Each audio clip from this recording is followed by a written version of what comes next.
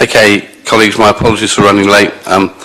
If we can quickly go around the room, I'm Gerald Van Jackson, I'm leader of the council and I chair this meeting of the Cabinet. Kimberly. I'm Kimberly Barrett, I'm Cabinet Member for Climate Change and the Environment. I'm Darren Sanders, I'm the Cabinet Member for Housing and Preventing Homelessness.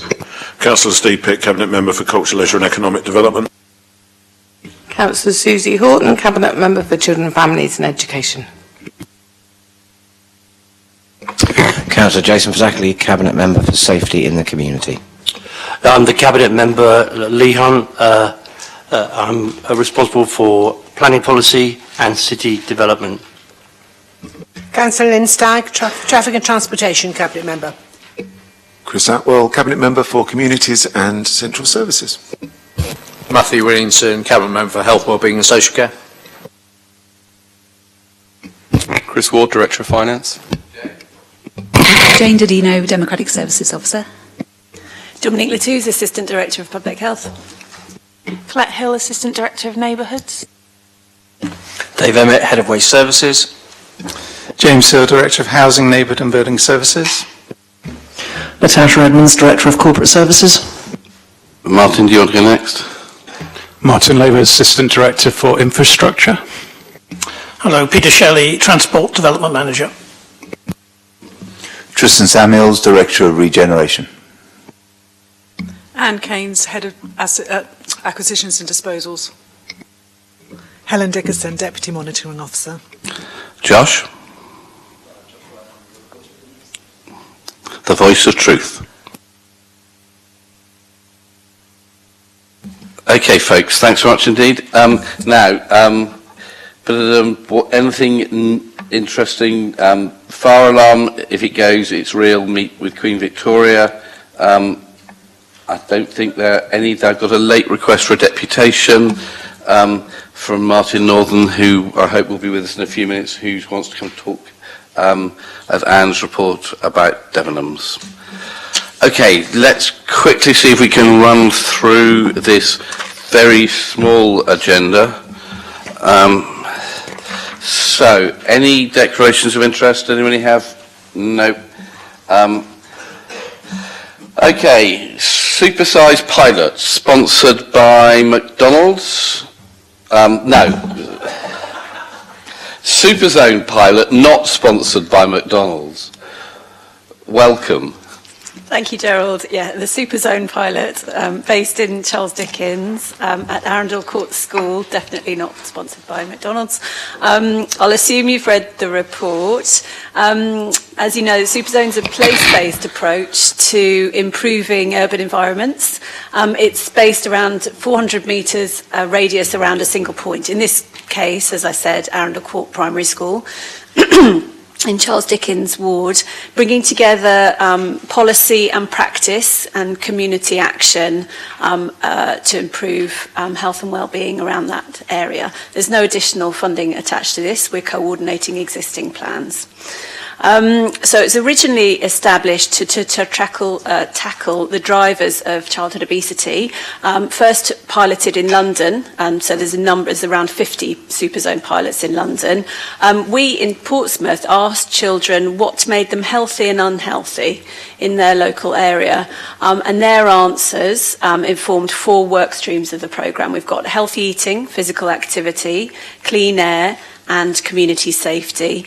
We originally started, we planned to launch the Superzone in March 2020, but obviously we all went into lockdown, and then subsequent to that, there were ongoing COVID outbreaks at the school. So we really started properly this year, this academic year, and that sort of forced us to really rethink our approach. And so rather than tackling everything all at once with the 4 work streams, we've taken one of the 4 themes at one time. And so we've established a number of sort of quick wins, including the Daily Mile, whereby children run or walk or jog for 1 mile around the school grounds every day, and that's been instituted right from the get-go and has been really effective and is still running. A number of different things around community safety, including the Arundel Park redesign. Children expressed concern that they didn't feel safe in the park to play, so it's obviously has a big impact on their health in terms of them achieving lots of physical activity, and so we worked across the council to redesign the park to make them better natural surveillance in terms of removing some bushes and making it, putting some dog mess bins in there. That was another thing that children didn't like, and also landscaping and planting trees. That's been quite effective. We need to go back to the children to assess whether that's acceptable for them. In terms of what's next, we're looking at the Clean Air work stream next. There's a school streets programme planned for later this month. We've got funding for greening and edible planting at the school. And we're doing some school engagement with anti-idling. So you can see those are initiatives across the council and a number of different directorates that are being coordinated around that. In terms of healthy eating, we're looking at increasing free school meal uptake. There's a large proportion of the children across the school, not just in Key Stage 1, are eligible for free school meals. So we'd like to increase that as a way of children getting a healthy, nutritious meal at lunchtime. In terms of findings, really, we're conducting a detailed evaluation at the moment, measuring outputs, but also really trying to understand what has worked in this school and why. And we've really found through that evaluation that one of the key factors was around engagement with the school. So that meaningful engagement with teachers and with parents and school pupils seems to benefit from a much slower pace. We've been able to work alongside the rhythms of the school by using homeworks to get survey responses, but also to build trust with school members and using the school as a sort of trusted broker, if you like. The council really isn't that involved directly. We really go through the school. So that's worked really well, and we've done that really slowly. The other thing that helps is that we're able to sort of iterate our approach, by which I mean we can test things, and if they work, then we'll continue them. If they don't work, we change our approach. And that's been really useful. And that's also helped us to work across the school, not across also, as I say, PCC departments, but other agencies like housing associations, food banks, food larders, to undertake those sort of small tests of change that are sometimes successful, sometimes don't. And then when they don't work, crucially being able to go back and understand why they didn't work. Because it's taken quite a while to get into our stride, and we've got further interventions planned, as I say, for later this term and the next term, the school are happy to extend the pilot for a further year. And then we'll need to start considering sort of sustainability of the programme during that time. Okay, thanks. Matthew? Thank you, and thank you, Dom, for coming to give us the overview of the pilot. As she mentioned, this has been a long-term thing, and obviously was planned to come in just at the point where the pandemic started, and so therefore has been delayed. But I think it's been, so myself and Councillor Stagg went to a launch event, went to a feedback event pre-pandemic, so about 2019 it was, where we went to listen to the children, and it was Councillor Ashmore as well, wasn't it? So we went to listen to the children's initial feedback. This has been very much co-produced with the children about what the things were that were coming up. So from that very beginning, I think that's a really important thing to do. This hasn't just been something imposed. This has been very much co-produced with school children, their families, and also the staff at the school as well. So all of these interventions we're doing are all based on that feedback there. What we've done so far has been really positive. I think something to draw out of this as well in terms of the area this covers. It also covers the area includes St Edmund's School, St John's Catholic Primary, and abuts Art Dickens, and Portsmouth, whatever it's called, what used to be City Girls, I can't remember what it's called, Portsmouth Academy. And so this entire area really has that impact not just on Arundel Courts, but also more schools as well, and the children who go there. Having said that, Arundel Court have been absolutely fantastic working with us on this, and as I say, it's very much that co-production. It's in one of our most deprived areas of the city. Excuse me, it's in one of the most deprived areas of the city, and it's really been a tribute, as what's been related by Dom so far, working right across the council, including our environmental services, culture and leisure, and of course housing.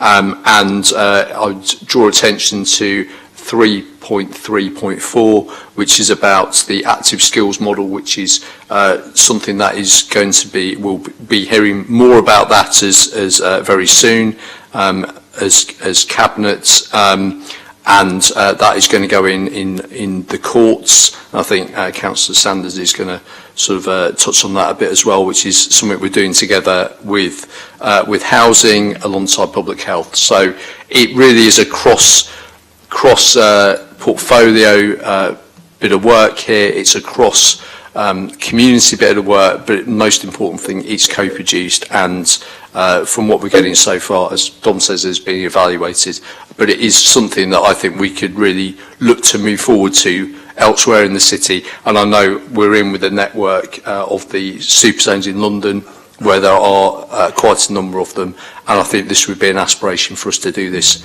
right across the city. So thanks so much, and I'm really pleased to have the report presented to Cabinet. Thanks. Susie. 3 quick things. First of all, thank you for the report. It's really good to get going after the delay with COVID. Second thing is just to highlight, I know it's been mentioned a couple of times, but the importance of cross-directorate initiatives and also cross-portfolio working. For example, the School Street stuff, although they're not doing School Street in the same way, a lot of the learning was transferred across. And thirdly, a big shout out to probably the most undervalued marketing resource, which is children. So Pester Power should be a part of every single campaign we can do, if it is relevant, of course. But there is nothing that is going to change the city and the future than the power of annoying children telling their parents how they should change their behaviour. I didn't know there were such things. Lynn. Yes, following on from what Matt was saying about our visit to Arundel Court, I just want to say how impressive the kids were. These are from year 1 to year 5, 6, and they, 2 at a time, a boy and a girl, gave a presentation. They were totally committed, they were clear, they were dedicated, and the staff were behind them. So it's really sort of ripe ground for this to happen. It was brilliant. So well done to all of them. And obviously to the officers here for working with them. So thank you. Okay. Thank you very much indeed, folks. Colleagues. Oh, sorry, Steve? No. Darren, sorry, beg your pardon. Hello. I was hiding my light under a bushel for a change. Okay, well... Thanks. Just to support everything, also to say that this is obviously one of the places that we use for the Holiday Activities Fund, which I know is incredibly popular down there as well. And also they've got plots in the Lamport Community Garden, which is next door, which I know goes down very, very well. I was particularly interested in the fact that so many car journeys were made initially in such a relatively deprived area, and I'd be very interested to see how that works in the long run, because we do want to try and make sure that our kids don't die of air pollution, which means reducing car journeys. Matt is right, there are more things to come. The idea is to improve part of what's known as the courts, which for people who don't know is the blocks the other side of the road, and the active skills model has worked out very, very well in Holland, in Belgium and in other countries, and I'd be delighted to be, I'm hopeful that Portsmouth will be amongst the first in the country to adopt it, because I think that will continue this model. And the idea is, as Lynn and Susie have said, is if you involve children and give people control over their own futures, strangely things get better. And I think that's one of the things we can all learn as a council. Thank you, Gerald. Thank you. 2 quick things. My phone has gone, so at 3:15, I'm sorry, I'm going to have to leave. I'm sure we would have finished No, 13:15, sorry.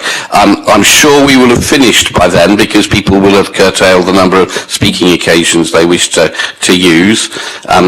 So I may not call people if they keep wanting to speak lots.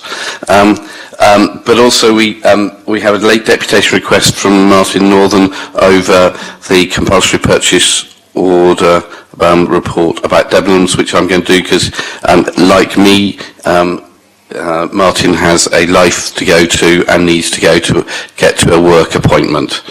So can I suggest we change the order of business and that we move to item 13, which is the exclusion of press and public, but this is indeed only for, in terms of an exempt appendix, is that right? That's correct. Yep. So if we are we happy to do that, but we'll keep the debate in public as long as people don't refer to things within that exempt appendix. So colleagues, are you happy with that? Thank you. So, Anne, do you want to introduce the report and then we'll come to deputations? Yes, thank you. And the purpose of this report is to request the Cabinet's approval to, in principle... You'll need to be a bit louder. I'm old and deaf. He says, not speaking into his microphone. Apologies. Okay, is that better? Yes. Okay, the purpose of this report is to seek the Cabinet's approval to start the process to acquire the former Debenhams building by compulsory purchase in the event that our current negotiations fail. Great. Do you have anything to add to that? Not really. I think that's all really. That's great. Okay. May I, can I get some legal advice? I beg your pardon. Yep. Is there a legal person? Yes, there is. Just here, Deputy Monitoring Officer. Beg your pardon. So in my role, it is planning policy and development, city development. Should I not be here on this particular item or not? There's two stages to that. The first is that actually, as I understand it, the recommendations that are being considered today have been slightly altered from the report itself because there was a distinction between those that are Cabinet decisions and actually it was recommending that the Cabinet approves some recommendations to go to full council. And so in those circumstances, if that's the recommendations that you're putting forward to put it forward to full council, you should be fine. All right. Thank you very much indeed. I just thought I'd better make sure. Okay, thank you. Mr. Northern, welcome. The floor is yours for 6 minutes or less. Push the button and you will be live. Hello. As a resident of Southsea, I find that the area of where Debenhams is, obviously at the moment, since it's been closed for so long, it just has become such a dark and dirty part of the city. I think it's super important that we as a council own the building so that we can start to clean that part of the city up. I think that the local residents as well sort of seem to give us lots of indications that they'd like it to be nice and clean. And I think without somebody looking after the building, it just starts to make it look really horrific. I think with the Knight and Lee building also being worked on at the moment, I think it would just massively transform that whole part of the city. I think it will start to really make a difference to people's lives when we start to put things like doctor surgeries, dentists and things like that into that building. I think it will really make a massive difference.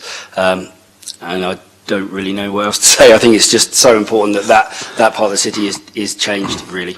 Thank you very much indeed, Mr. Northern. I completely agree with Mr. Northern. I think this is an area where it's really important that the City Council takes action. So this building has got planning permission to be converted. We know the doctor surgery at Ashburton want to move in and there is funding from the NHS to do so. So everything is there for this area to be redeveloped to bring active shopping and use on the ground floor and then flats above and parking in the basement where there used to be parking. and yet the owner has sat on this building and has the financial resources to continue to sit on this building and leave it empty for 20 years, and this is where I think the council has to take action. So there seems to be there are three options. Either the owner gets on and gets the redevelopment done, they've got planning permission, it's their building, or they sell it to somebody who will get the redevelopment done and get it as an active building. Or if neither of those things happen, then we have to move to compulsory purchase. We've done, this is the first time we've ever done it with a very big building, but I think what leaving Debenhams empty for 20 years would do to Southsea is so terrible that we cannot sit by and we have to take action. So let's be clear, the City Council got within one signature of buying this building 2 years ago, and only one signature wasn't given, and that's what stopped it happening. This place would be redeveloped by now, if that had happened, but I have lost patience, and I think we have to get on and do this, so I'm happy to recommend this. Councillor Lee Hunt. Well, for once I'm glad that you have lost patience. But I too feel that this sends out a signal from the City Council, because residents across the city are frustrated that when they see that the council is obligated by the government to build, the target is around about 17,000 homes. It may be less, depending on how the city local plan works out. But they quite rightly ask about the question of redundant buildings all over the city, which already do have planning permission. So I can think of a number like that. There's one in Fratton Road that used to be the former shoe shop. That was a housing association application, which has never been built out, I think for something around about 100 homes. So residents quite rightly say, what's going on? You know, we've got to build all these homes, but there's all these redundant sites everywhere. I understand too that the government is looking at bringing forward some sort of power or compunction for developers to build once they've got their planning permission. We'll have to see how that goes.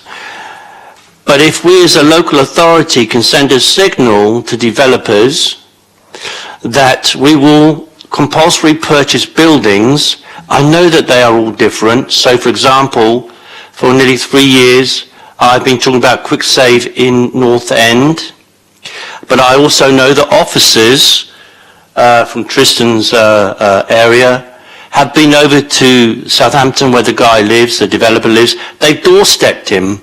They've done as much as they possibly can to push the developer along on that. But to the average Joe outside, or the average Joess outside, it looks like we're not getting on with things. So I very much welcome the signal that hopefully the council will want to send to developers that once they get their planning permission, it's a very good idea to get on with it. Otherwise, they may well face a compulsory purchase order. And I know it's not straightforward. I know that sometimes the courts will get involved. And for example, up at the Quick Save one, a pre-planning advice request was made. And if we had decided to CPO that, it would have frustrated it. So I very much welcome this. I hope very much that we will get on with it, and I hope that we will see more homes built, and the questions that people ask about these redundant buildings answered to a certain extent. Thank you, Leader. Thank you. I think we have an intervention from our lawyer. I just wanted to double check, Leader, that there was a suggested amended resolution with regard to that, and I wanted to make sure that everybody... Okay, could you read it out for us? That Cabinet recommends that full council approves the strategy to assemble the land required for the development of the former Debenhams site in Palmerston Road, in line with the approved planning application for the site, that it delegates its authority to the Director of Regeneration and the Section 151 officer on the advice of the City Solicitor in consultation with the Leader to negotiate and complete acquisition acquisitions of legal interests subject to affordability based on the statutory compulsory purchase order compensation code in land required for the delivery of the former Debenhams planning consent, procure and appoint specialist advisors as required for land references agents and specialist compulsory purchase surveyors, approve the progress of all work necessary to establish a case for compulsory purchase, approve in principle the use of compulsory purchase powers for the acquisition of land to deliver the former Debenhams Palmerston Road regeneration scheme. Notes the red line area shown in the plan and resolves that Cabinet notes that officers may need to seek a future resolution to grant the Director of Regeneration the City Solicitor authority in accordance with Section 122 of the Local Government Act. Carries on a little bit, but that's the essential. Okay. I don't doubt, Leader, that the Council will want to back us. I'm sure they will. Mr Pitt. Yes, thank you, Leader. Just to reiterate really some of the comments made so far, but to stress that in this particular case, there is planning consent, there is a business case around developing the building that makes sense. There is an opportunity to bring the ground floor into a very productive community use. All of those things stack up here, and that's what's so important and why it should be brought forward as a site. There are lots of complex reasons why sites are not brought forward, and each one of them has to be looked at as an individual business case. But there is a very clear business case on this, or otherwise they would never have presented their planning application with an economic viability assessment in the first place. So we know that. That's already been played out in the public domain. There is therefore no reason why this site should not be developed out. So we need to get on with it. We need to keep the pressure up on the owners to make sure that they, as you quite rightly identified, move forward one of those solutions as fast as possible. What we cannot as a council tolerate is people just sitting there land banking for years on end with no clear plan as to what's to happen on key strategic locations in our communities. Our residents are always asking us why we don't flatten Commercial Road and bring forward a new development. Well, there's a really good reason for that. We don't own any of it. And when we've tried to buy bits of it, we've been stymied by other people who've stepped in and paid what we regard as a high price for those sites. So there clearly is land value in Portsmouth in those key strategic locations, Commercial Road not least of them. But we want to see that those sites are able to be regenerated. This sends a clear message in that if there is a strong economic case to redevelop a location and somebody is sitting on it just for the sake of it, that the council can no longer tolerate that, and that we must regenerate our urban centres. We need to use the land that we've got available to us, as Councillor Hunt said, in a productive way. How can the residents of Portsmouth be expected to support the government imposing thousands of new homes on the city when there is clearly the ability to bring forward thousands of new homes on sites that are not being developed because people are sitting on them for many years waiting for land values to go up or until they can actually be bothered to execute an extant consent? We can't put up with that anymore. We've got to do something about it, and I believe this sends a message not just on this location, but that the council is ready and willing to work in partnership with site owners to bring forward those developments wherever they can. What we won't tolerate is people who've purchased sites, got planning permissions, sitting on them forever and doing nothing. Okay, colleagues, are you happy with the recommendations as read out by our solicitor? Colleagues, are you happy with that? Thank you very much indeed. Mr. Northern, thank you very much for coming. You may disappear if you so wish. The rest of us are not given such a light life. Okay, going back to the order we were in. Peter, bus service improvement plan. Welcome and thank you. Thank you, Leader, and good afternoon, Cabinet. The Cabinet requested an update on the bus service improvement plan for Portsmouth. A little bit of history. In March 2021, Government announced a new national bus strategy, which required local transport authorities such as Portsmouth City Council to publish a bus service improvement plan and form an enhanced partnership with local bus operators. Cabinet has contributed to and approved this process since June 2021, and in April last year, Portsmouth was advised of indicative funding of £48.3 million, one of the highest allocations in the country. Cabinet approved an updated enhanced partnership and scheme in June 2022, and that funding, £48.3 million, was agreed by the Department for Transport in August 2022. The first year payment of £7 million was paid to the Council in January 2023. As part of this, a range of initiatives started from December 2022, informed by work with Cabinet and the initial consultation with 1,100 residents. These included early morning buses on key routes from 4:30 a.m. to make it easier to get to work, and late night buses on Friday and Saturday through to 1:30 a.m. to support the nighttime economy. In January, some 2,400 trips were made on these extra journeys. Buses also ran on Christmas Day 2022 for the first time in several years, so that family and friends could keep in touch. Over 1,500 journeys were made on that day. The approach taken has been all these services run their full normal route through to Porchester and Fareham, to Havant, Lee Park, to Waterlooville and Horndean, recognising the strong links between the city and these areas, and that journeys do not take account of administrative boundaries. In the latest initiative, the 4 Sundays of March are free fare Sundays, with all bus journeys within the city on those days free of charge.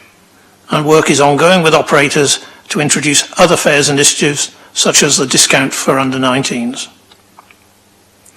The Zero Emission Bus Programme is also part of the National Bus Strategy, and Portsmouth led a bid with Hampshire County Council and for First Bus for 34 electric buses for routes 1, 3, 9 and 9A.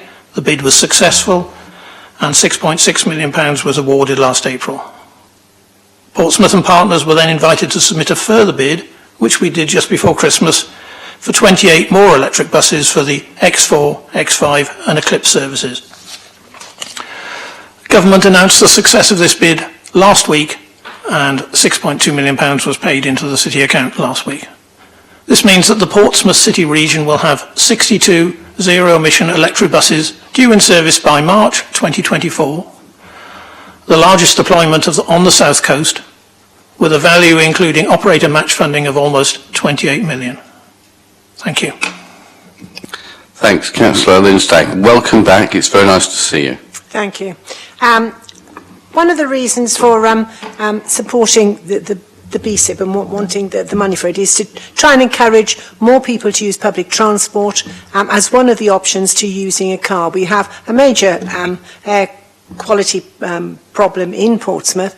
We have, I think it's something like 41,000 vehicles per day coming into the city. All of those are contributing to our air pollution. So we want to encourage more people to use buses, but we want to make those journeys better for the people using them. Otherwise, people won't use the buses. So by bringing in the early morning services, those people who shift work, I mean, I was talking to some people who are cleaners up at Queen Alexandra Hospital, absolutely delighted with it because they could actually get the bus early. They start work at 6 o'clock and that was fine. So that sorted their day. They were from 6 until 10. So that sort of thing. The nighttime economy, as Peter has already said. The Free Sunday it's actually to attract people who have not used buses at all recently. I know one of my colleagues, who is here in the chamber actually, admitted that she had not used a bus for over 30 years and didn't know how to use a modern bus, because obviously it's a different way of from the old ticket collector. So it's to give those people the opportunity to use buses and see that they are much better than people do sort of imagine them to be.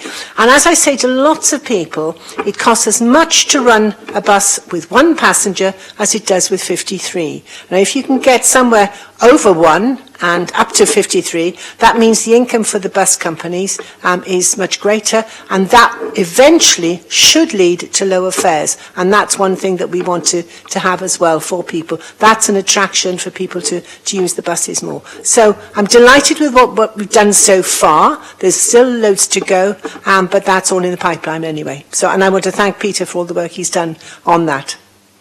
Yeah, can I echo my thanks to Peter as well and everybody involved. The idea that we're within striking distance of getting to an all-electric fleet for buses in the city is incredibly good. Colleagues, anybody else? Colette, we wanted to talk, or just scratching an ear? Okay. Okay. I mean, if I made it, it's really, I know we want to get on, and they all look at me, but this is such good news. But there's so much good news that comes out of this council. Yep. Sometimes you can't see the wood for the trees or the buses for the trucks. I don't know. But this is astonishing. This is astonishing. All the buses in Pompey are going to be electric, and they're going to be green, and they're going to be free from smog. But then when we see the ship to shore power, the achievements that's going on here, thanks to our officers, all of them working together, and councillors, is tremendous. And sometimes we don't shout out about it enough. I try to, but like I say, I get lost in the wood. Excellent. Well, we're coming back to that later. Thanks, Lee. Colleagues, you happy with this report and the recommendations? Thank you much indeed. Okay, we're going to be talking rubbish next. Dave, are you talking rubbish or is it Colette? Yes. Item 5 on the agenda. Who is leading? Okay, shall we accept, colleagues, are you happy to accept the report? Thank you. Okay, thanks. All right.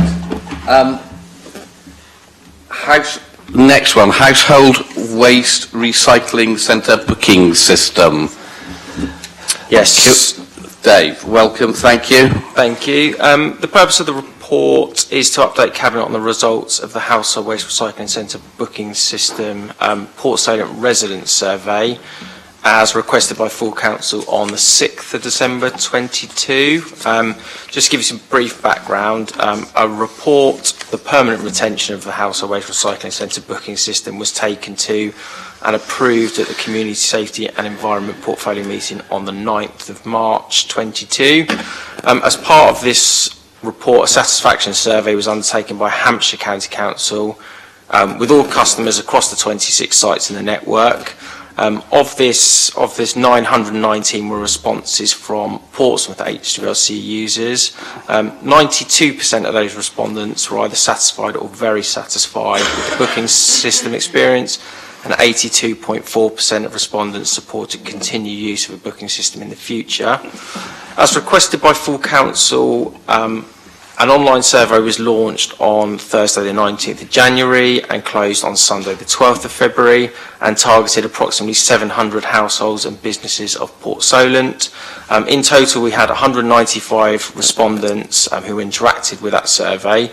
Overall, the summary results was the vast majority of respondents find the booking systems easy to use, while just 5% find it difficult to use, and a majority of respondents agreed that the current booking system should remain in place, 60% with 49% strongly agreeing and 11% slightly agreeing. So this survey reinforces and supports for the retaining of the booking system as shown by the survey results from the previous report.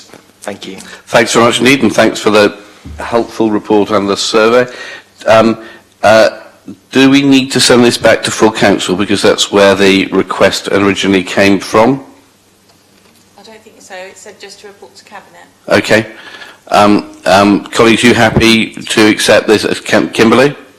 Sorry, I just wanted to firstly thank the officers for doing this report. As you, might have seen, anyone who's read the Anaerobic Digester report, the officers, they're a very small team and they've had to deal with doing this as well as doing the food waste rollout, continuing that, normal day-to-day household waste issues, and a couple of other things going on as well. And they've done this really quickly on a limited time scale. So thank you for doing all that and getting this report to us. I also thought it was very important to say thank you very much to the residents of the city as well, and I will refer to Josh's newspaper article that was online. I know as a councillor and perhaps on the council officers in the room, sometimes there's a little bit of trepidation when you go on to Facebook and look at some of the comments that are on the news articles, but thank you so much, Josh. I have never had so much positive support from residents on this. Of just over 300, I think it was something like 360 comments on there, something like that. 330 of them were in support of the booking system, which I think it just goes to show how popular it is. People don't like to queue. It means they've got hours of their lives back, because I know when I used to go up with my dad up the tip, sometimes you queue for hours. And we've just been speaking about air quality security issues. You know, this means that we haven't got people queuing for hours upon hours at the booking system, especially down at Port Solent as well, where people are trying to go to the cinema, up to Port Solent to have a nice meal with their family, and they're not getting stuck or having to cancel those things as well. So I just want to thank everyone who's been involved, because I've had multiple phone calls from people in Port Solent and across the city as well about this, but also my counterparts across Hampshire, when I was at a Project Integra meeting, came to me after the meeting and asked why we were even considering, or why the question was raised about the booking system. So I've told them to go speak to their own particular parties to ask why that was raised, but thank you for their support as well, because they also acknowledge how good the booking system is. So it's a really good thing. I'm pleased to say that obviously this report shows that people are still supportive of it in Port Solent. As Dave mentioned, I mean, 3.1.5 of the report shows how satisfied people were with it. So long may it continue. My thanks to my colleague Councillor Ashmore, because he was in charge of this and made this decision last year as well. And he also acknowledges how popular it was at the time. So thank you very much to the officers. Thank you to the residents for supporting this, and we will continue on. Great. Councillor Pitt. Thank you, Leader. It will come as no surprise that I'm going to be slightly less polite than Councillor Barrett's been about why we're actually sat here reading this report. That everyone at full council thought this was a great opportunity to throw rocks at the administration and say that we'd done the wrong thing and we weren't listening to residents, when it was absolutely clear at that point that the previous report that had been brought to Councillor Ashmore's portfolio made it abundantly clear that this was properly supported and was having the right outcomes. So we're here today because opposition members at a full council meeting decided this was a great thing to throw pot shots at the council. None of them are here. I'm hoping that I'm going to be wrong in my assumption that none of them have also bothered to apologise to the officers for the enormous waste of time that this has created. The officers are under an enormous amount of strain. I don't think anybody truly appreciates just how difficult things are across certain parts of the council at the moment, and the ongoing impact that COVID is having and illness is having on those cohorts, and also that some departments have been really struggling to recruit, which is not just a Portsmouth issue but a national one.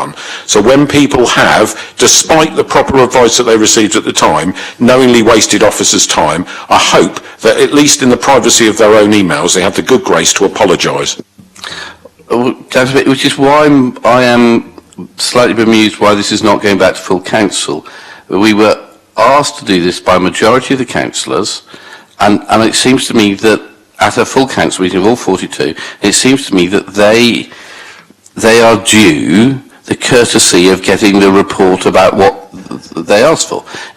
Okay, it'll show that the Conservative, Labour and independent groups were all wrong, because they all said that it was a system nobody liked, and actually people do. So personally, I think the recommendation should be that this is reported back to full council, because this is where it came from. I'll second that. Jason. Excellent. So I just think as a matter of courtesy, we should send it back.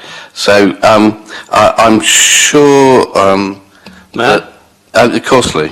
Yeah, well, I mean, Steve Pitt was more polite than Kimberly back. Less polite than Kimberly. I'll be less polite than Councillor Pitt. Well, I hope I'm not going to have to throw you out. I hope you do throw me out, because I want to get home. But the trouble, we've got these headbangers in the council who don't listen to anything. Not to common sense, not to nothing. And then when they've made a cock up, they don't show up to explain why they did it in the first place. So I hope we do take it back to the council. The public support it. The Conservatives in all around Hampshire support it. Everybody supports it, apart from the Tories here in Portsmouth, which is no different. They're all completely, well, there we go. So my understanding was that the police commissioner was asking for us to get rid of the booking system as well, on the basis that it produced lots of fly tipping, but then our fly tipping numbers were down. So again, so colleagues, my suggestion is that we accept the report, but that we do send this back to full council, because this is where the request initially came from. At the present time, the report is just for noting, so it may be that you need to consider a little bit more carefully before it's sent back. I understand, but at the moment, I understand it was only being asked to be sent back to Cabinet. Okay, so I'm going to change the recommendation to say that we forward this to full council for their consideration at the meeting on the 14th of March. So we add it to the agenda. Colleagues, are you happy with that? Yes. Thank you. Okay. All right, next one, tree planting. Martin, welcome. Thank you, Leader. This paper I've brought to you on behalf of Councillor Barrett, the Cabinet Member for Climate Change and Environment, and it recognises some of the work which we're doing at the moment to help green the city, following the greening strategy which was published back in 2020, and in particular branch one of that, which is, I'll read it to you, to double canopy coverage in the city. We need to add 360 new trees in parks and open spaces and 120 new street trees every year for the next 25 years, and it's part of that that I'm bringing this to you today. So the work which COLAS do in maintaining the streets around the city includes dealing with the trees, and that also includes trees in the pavements, on grass verges, etc. Historically, there have been trees which have been taken out of particular locations, tree pits, and COLAS have gone around in recent months and identified where those tree pits are, where there's actually no trees anymore. There is attached to this paper an appendix which details every location where they've identified where there were trees removed from tree pits, and there's a total of about 354 of those. That's included in the report with a breakdown of what was an empty tree pit, a tree where there was one in a grass verge, perhaps there's a filled pit now, and even a stump sticking out. So we've identified all those locations. COLAS are going back, reviewing each of those locations and establishing where they can replant trees. Now, we can't replant trees in every location, and there will be good reasons for that, but where we can, and where COLAS can, we will do that. So there is further investigation work going on at the moment, and that will be brought back to councillors as soon as that work is complete, but then we'll be looking to actually replant trees in those tree pits and help support the strategy for greening the city. Thanks very much indeed. Kimberly? Thank you very much, Martin. It's a really good bit of work, so thanks to you, your team, and COLAS as well. I wanted this to be brought to Cabinet today because it's not just a project I've worked on, it's been a real collaborative project between myself, Councillor Horton and Councillor Stagg. We recognised that there were all these empty tree pits across the city, and with us as a city only having something like 9.8% tree cover in the city, and it's an objective of ours to double that and sort of head up the list so that we're much more of a greener city and also much more of a healthier city and somewhere nice to walk and live and work in as well. So this piece of work has been one that's been ongoing but vitally important, I think, to our greening strategy across the city, but also our healthy strategy as well. So as Martin's mentioned, we've identified a number of sites across the city. Hopefully we can replant as many things into tree pits, whether it's trees or perhaps wildflowers as well, and just see how it goes there. But it's a really important piece of work that's been done. Some of the tree pits, as Martin's mentioned, we might not be able to, trees have been removed for a reason there, so that's why we have to do the more investigative work to see what's underneath, if that's why trees have been removed. So there is still ongoing work there, so it's great to have, put a pin in this at the moment to show where we are and where we're heading towards. And I find it quite exciting that we, and this is something that goes across the whole city as well, so it won't be in certain areas, this is something that goes across the whole of Portsmouth. So I really look forward to seeing what comes from this, how we can increase our tree canopy cover across the city, and enhance our biodiversity and the air quality as well, and just have a much nicer, happier place to work and live in the city. So thank you very much. Thank you very much, Councillor Lynn Stagg. Thank you. I'm thinking back to about 12, possibly 14 years ago, when I battled individuals who wanted to have the tree pits taken out to increase parking spaces. I'm not saying who I was battling with, but I'm so glad that I was right and that person was wrong, and that we still have those tree pits that we can now plant up where possible. One of the things I learned actually from a television documentary is how much trees and even bushes catch particulates, and particularly on the main roads or any busy road. That is important, because we talk about nitrogen dioxide and carbon dioxide, but we don't talk much about particulates, and those are major problems for people like Matt, who's an asthmatic. And so by having these wherever possible, I know not all the tree pits can be used for planting trees or even bushes, but I think where we can do it, I think it's really good from a public health point of view, from people's point of view.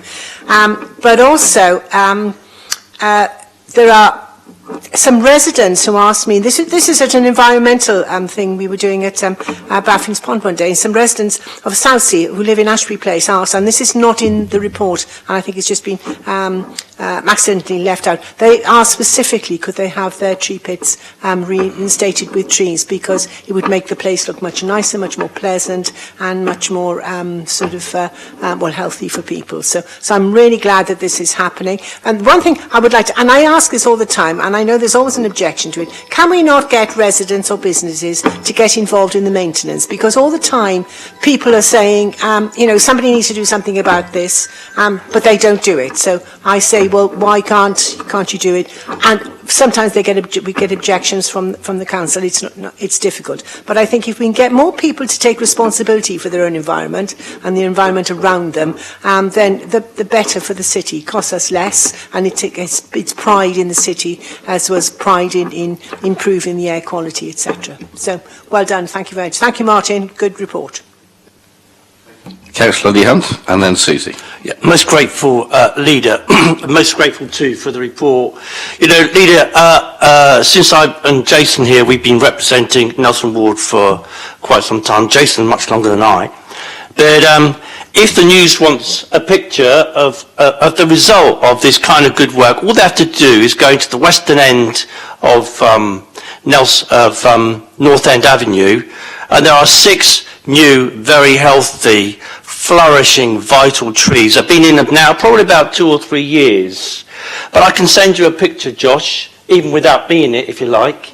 But there are some that exist, but they are really good. Now, the secret to this is, as Councillor Barrett touched upon, is the investigation of the tree pit, because there's another one in Basin Street, which, although I pushed on it, officers say it can't be resurrected for a variety of reasons. And I remember when I was in Southsea along Campbell Road, we were trying to get these trees put in, and the new trees kept dying. And when they looked into it and they investigated it, there was a gas pipe underneath, and the gas pipe was fractured. So the gas was leaking into the tree pits and was poisoning the roots and the trees, so they wouldn't survive. So what we did, we got the gas pipe fixed, and the trees are now doing very well. But what I really, really welcome is that this is a strategic approach now to getting these trees replanted and the tarmac taken up, rather than me sitting on the phone ringing various trees officers up saying, well, you said you're going to come and do this one and you haven't done it. So I welcome the strategic approach. I noticed the ones in Emsworth Road, Drayton Road, and North End Avenue again. There are still a couple that need to be done. So having a strategic approach is the most important thing that comes out this today, notwithstanding the caveats that Councillor Barrett has rightfully described and the officers will know about. So I'm really, really pleased. It will brighten the streets up for residents, and residents will be pleased as well. Thank you very much. Susie? Part of the reason I've got a build out outside my house still, which stops me parking, is because when they came to take it out, my neighbour put all her children on it so that it couldn't be removed. But anyway, that's not why I wanted to speak.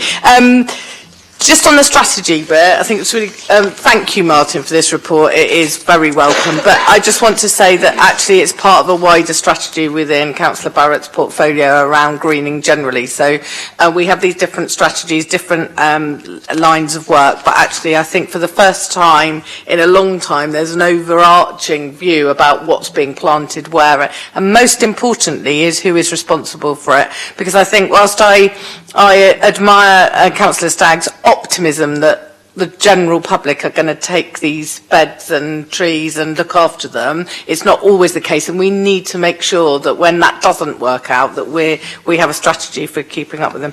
The only practical thing that I was going to say was, under what happens next, at 3.14, it says the investigatory work is ongoing, that's fair enough. Paper with proposals to be brought back after May 2023. After May 2023 is a long time, so it would be useful to know when that might happen, when and to have a window of that. Otherwise, this could be something that we just talk about and goes on forever. And then in a year's time, we're back saying why are these tree pits not planted. So that would be useful. Thank you. Thanks so much indeed. So I'm very keen on this report.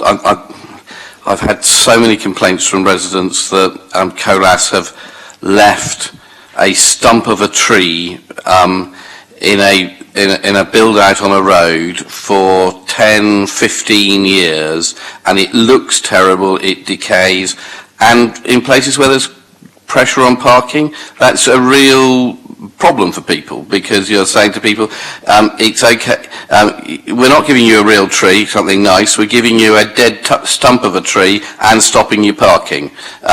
So I'm pleased that Colas have moved and that we can now get trees replaced so that we don't have those stumps abandoned for years and years on Terrace Street. So that's good. Martin, the 3 tree pits that I keep asking for keep not appearing in this report. So there are many, many more across the city which you have not yet found. So please could you add the 3 in Ashby Place? This is my call every time we look at this, and Colas continuing to ignore them. So if they could please not ignore those, I'd be very grateful. They're either in a car park, which is owned by Portsmouth City Council and looked after by Colas, or they're on a road which is owned by Portsmouth City Council and looked after by Colas. We've got to make sure that there's some joined up thinking in Colas to be able to get some of these things addressed. But we have been treating residents badly by just leaving those pictures of all those stumps of trees in this report is really worrying, because we know what the problem is with parking in the city, and and Colas have said we're going to leave you with a rotting stump and not allow you to park because a rotting stump is better. I'm really pleased that Colas are doing better than this now, and that we're after pressure from Kimberley and the council, things will move forward. So that's very good. Lee, I'm not coming back to you. I'm sorry, we're out of time. No, thank you. Okay, colleagues, are you happy with this report? Thank you very much indeed. We now move on to, where are we? Sorry, turn paper over. Capital strategy. Christopher, the fun stuff.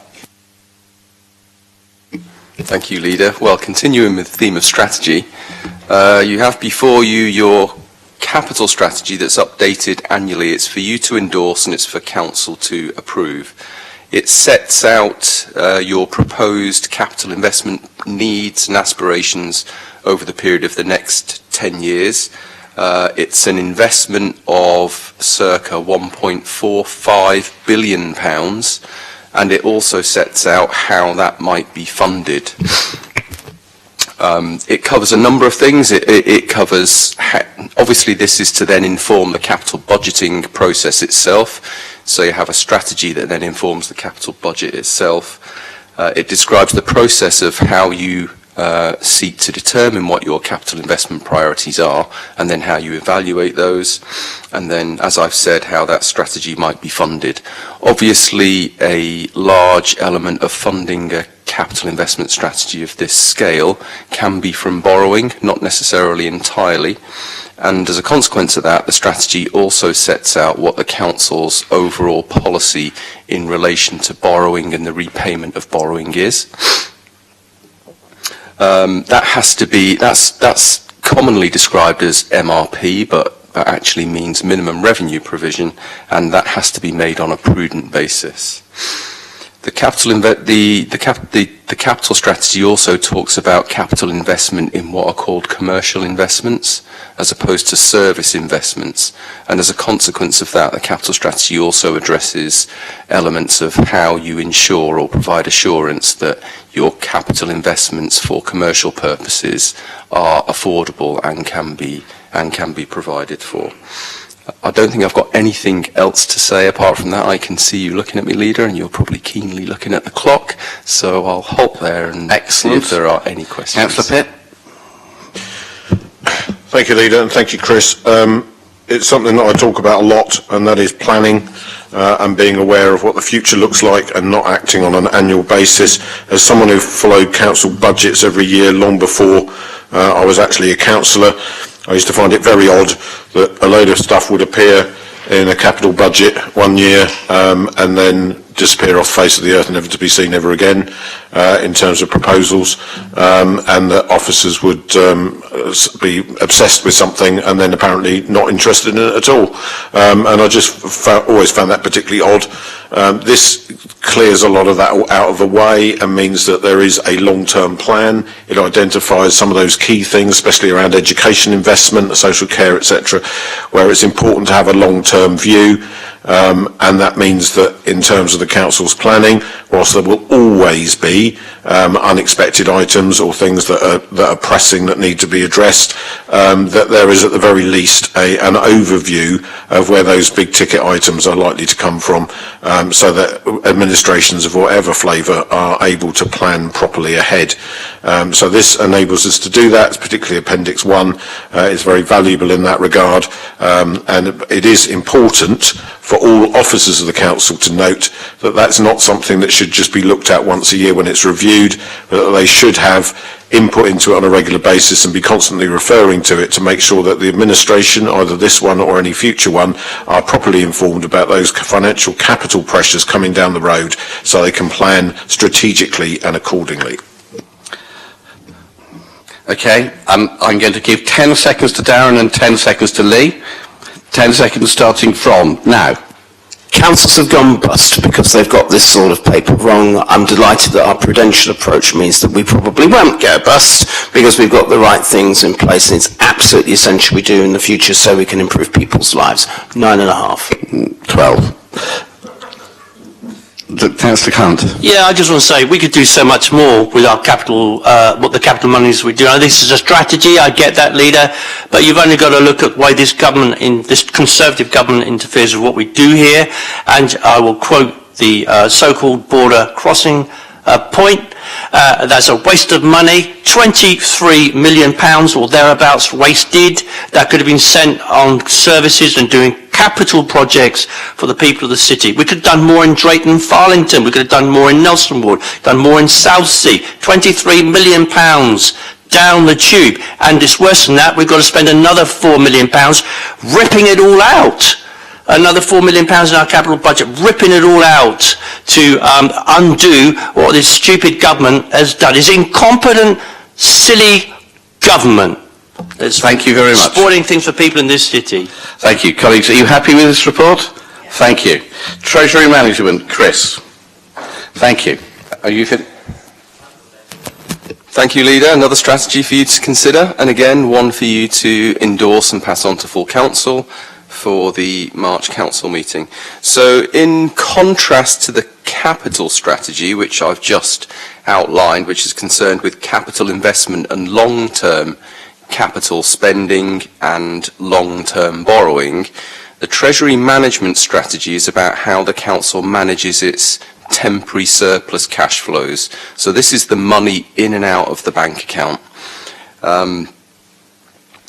So what you have before you is the usual annual strategy, which seeks to set out on a risk basis how to deal with those surplus cash flows. The priority for any council, actually, and it's set out in legislation as well, is that the first priority is security of your funds. So any funds that you have for a temporary nature, you place them in secure investments and with secure counterparties.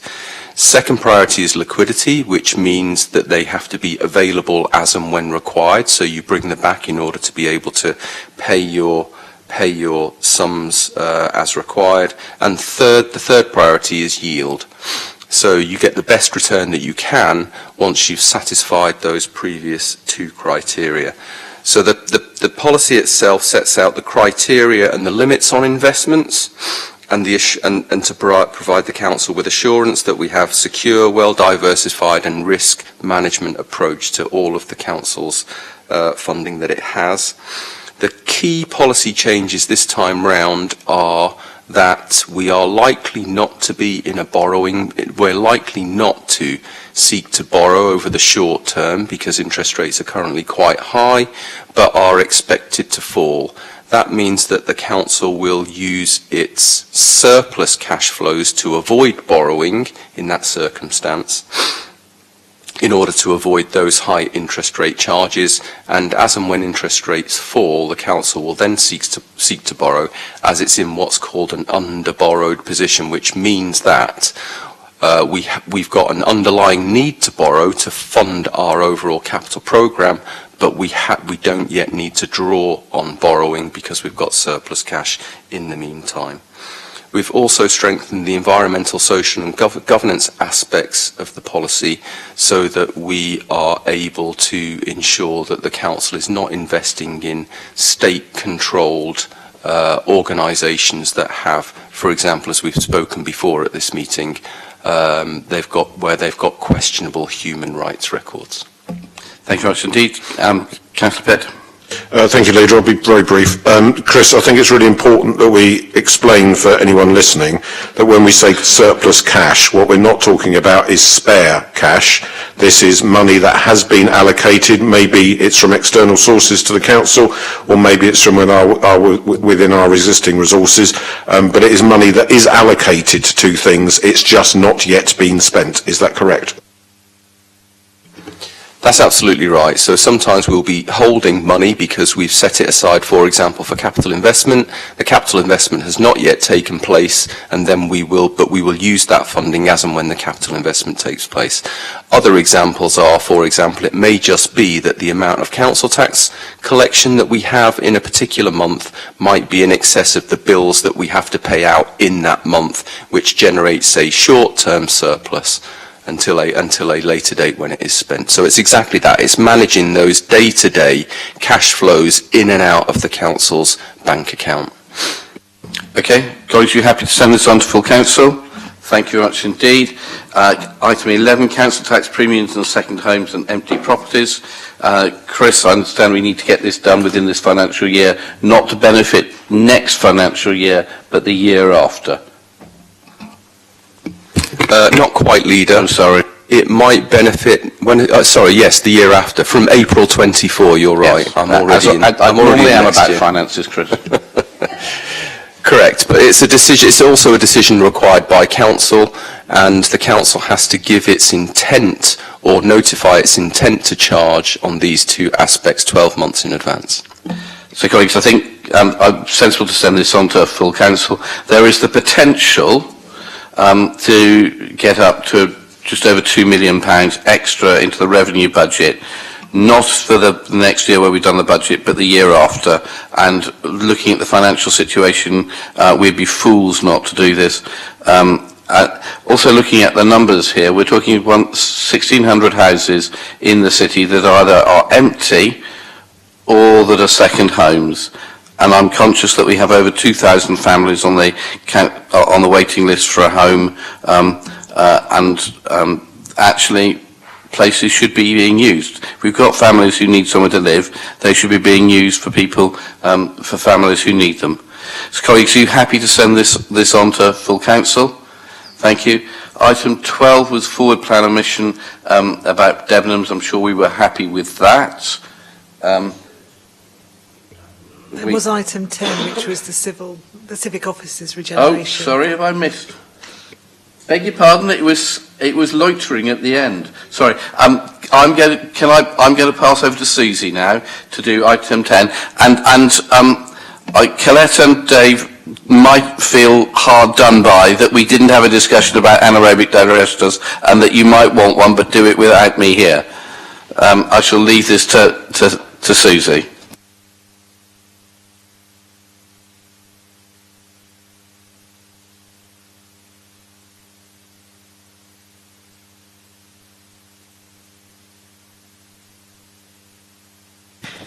Okay, we'll give you an opportunity to come back in if you want to, but we'll go to item 10, which is the civic officers regeneration.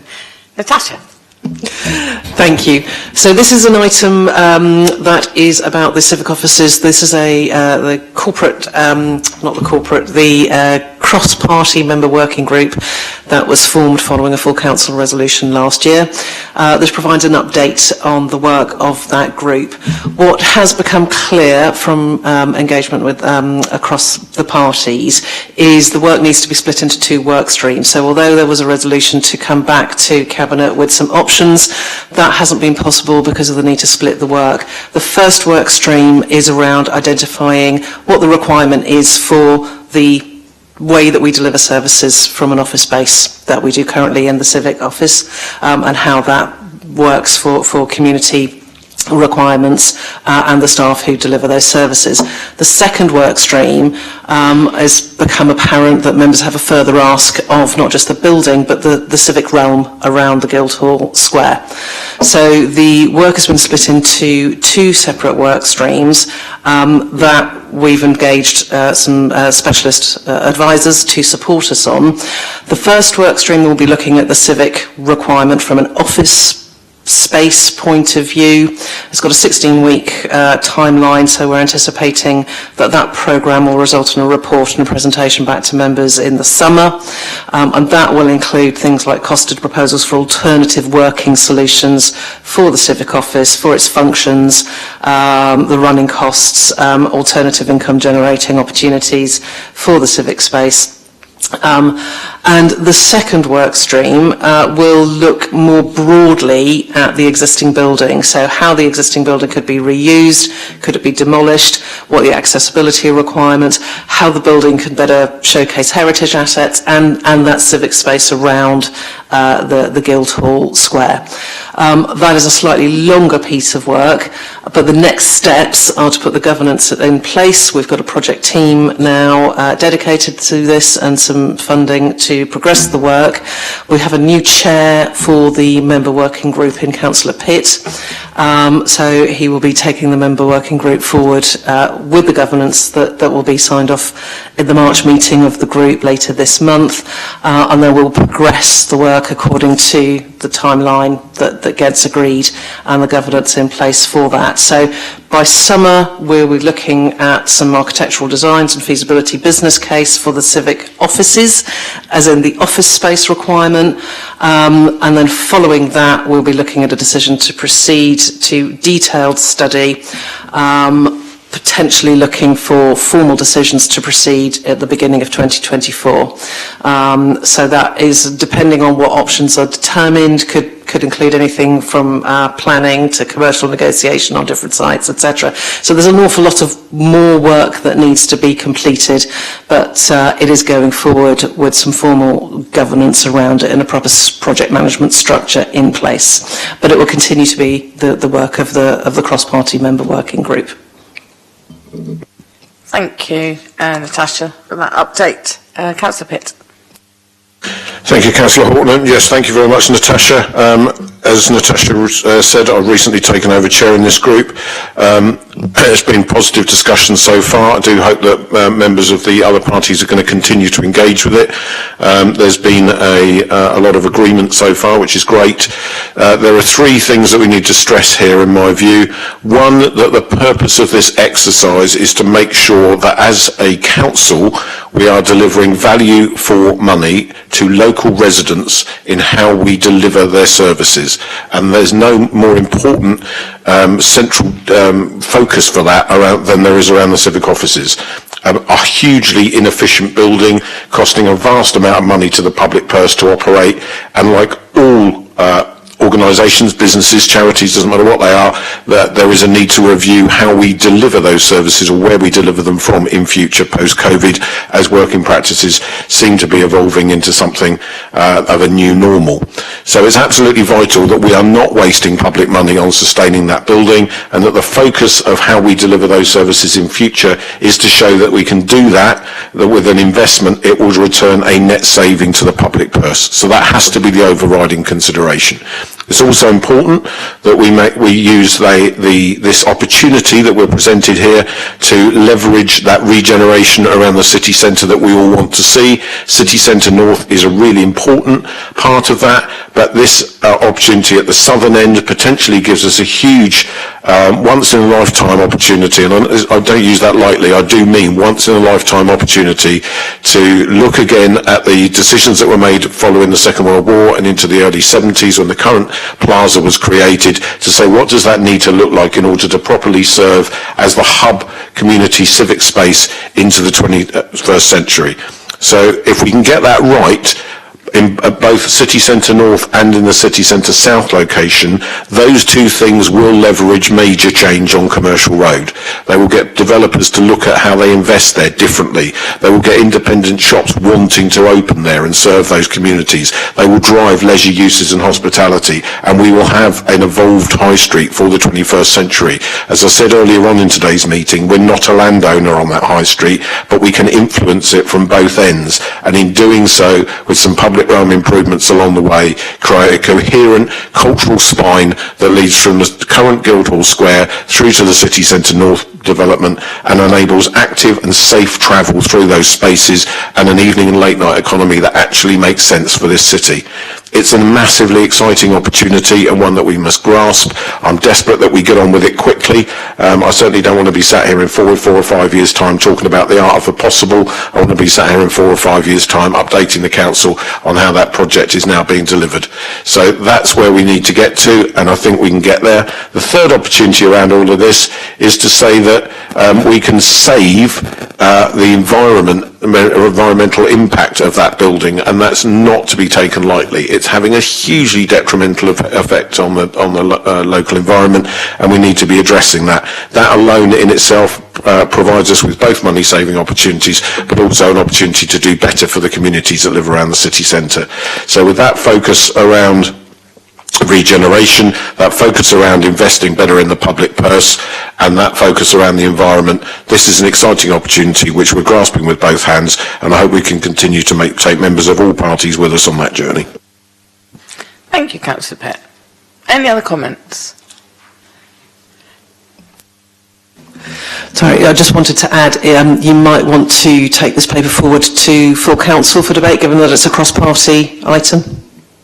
That's another one for full council. We've got a growing list. So, do we have everyone's agreement that we will take that forward to full council? Yes. Okay. And thank you for the report. Thank you. So, the next item I think we haven't done is the forward plan emission notice around enabling redevelopment of Debenhams Palmerston Road CPO.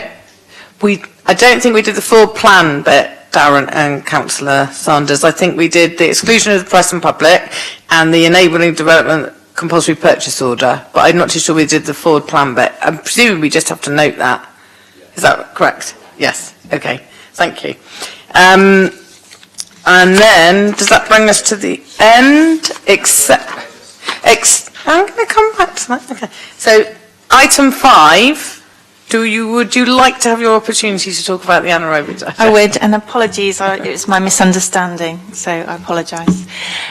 So the purpose of this report is to update the Cabinet on the progress of the project to develop an anaerobic digestion facility. This is a commercially sensitive project, and the sites that have been considered are therefore not named within the report. We have set up a cross-directorate board in early 2020, bringing together the waste management leads, planning and the commercial property team who are supporting the site selection. We have so far looked at considered three sites and undertaken investigations at 3 different sites. And the current site that we're mainly focused on we've put in a confidential pre-planning application with Hampshire County Council, as they're the planning authority for waste infrastructure. And we've also carried out the relevant tests to check that we have got all the right gas connections for the site. At the moment, we are undertaking all the ecology surveys over the summer. These began in the autumn, so we're well underway with those. We've also undertaken some heritage surveys as well at the Site 3, I shall call it. The report includes an indicative timeline of when we would be ready to submit a formal planning application, which is likely to be, if all goes well, in the autumn of 2023.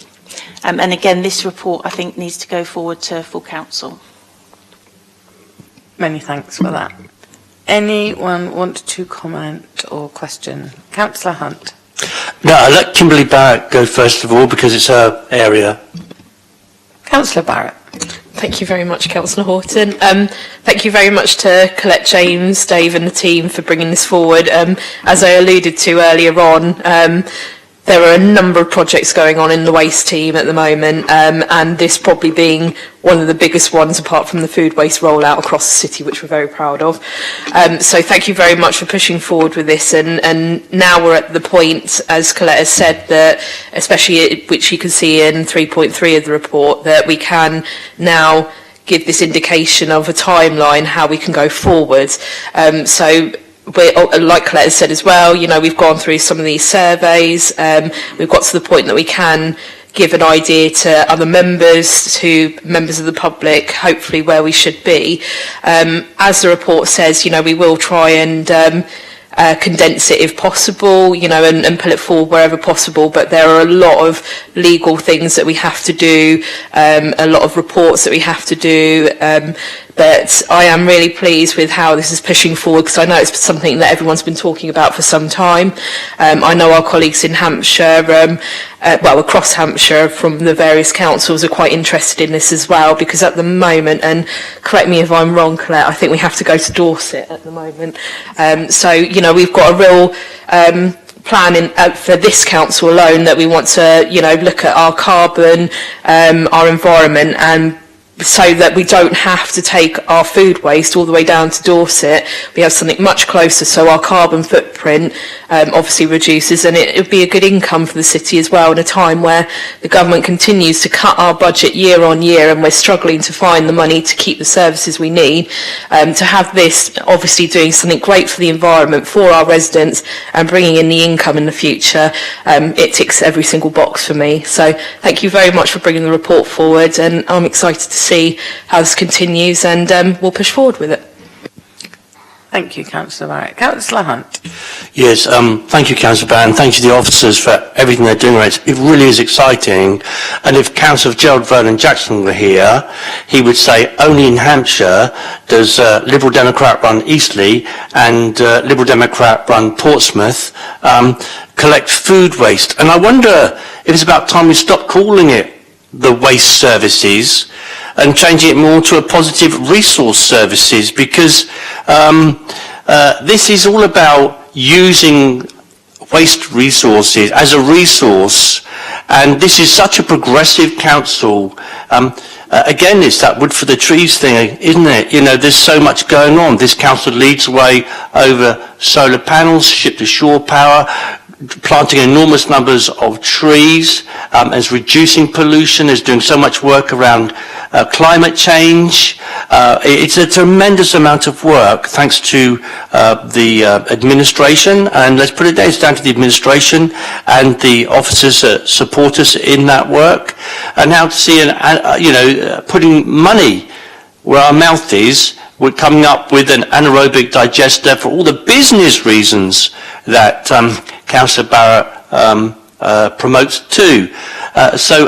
People really do like it. It's being rolled out citywide now. Everyone can know that 40% of the waste that goes into bins is so-called food waste. There are other people who say we should be using food waste differently, but that's where it ends up. So we're pragmatic about that. We're also progressive. And we're doing these tremendous things, even in the face of the government slashing our budget by £100 million.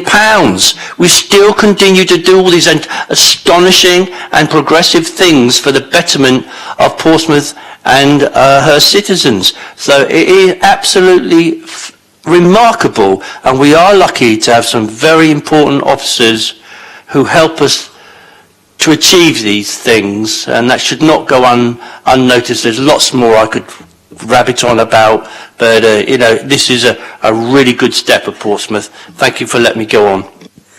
Thank you, Councillor Hunt, for wrapping up so nicely the interconnection of all of these things that we're focusing on. And I think that's the point that you were making, and it's a really good point to make, because they are all connected. I think you said if Councillor Vernon-Jackson was still here, he'd probably say, why wasn't it done yesterday? But I think what this report demonstrates is, first of all, his impatience for the ambition of it. Let's be honest, that's what's behind that.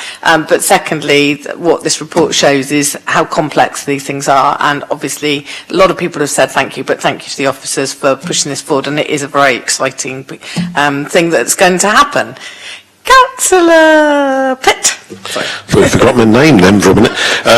It's been an interesting journey, this one, because I think Colette will remember herself and Councillor Ashmore and I sat around in the Cabinet meeting room about 3.5 years ago saying, how do we sort this out so we can actually do something with this waste? And we were looking at mobile units and who might be able to do a licence for them. And it was all hugely complex, and it was actually going to end up costing us money to do those things. But the overwhelming focus at that point was, how do we stop taking it all to Dorset, and how can we make sure we're processing this food waste locally, because we're so committed to it. And it's important to remember that during this journey we've gone from trialling food waste in an area to rolling it out across the whole city, all of which helps to increase and define that business case around this investment. That's the important thing.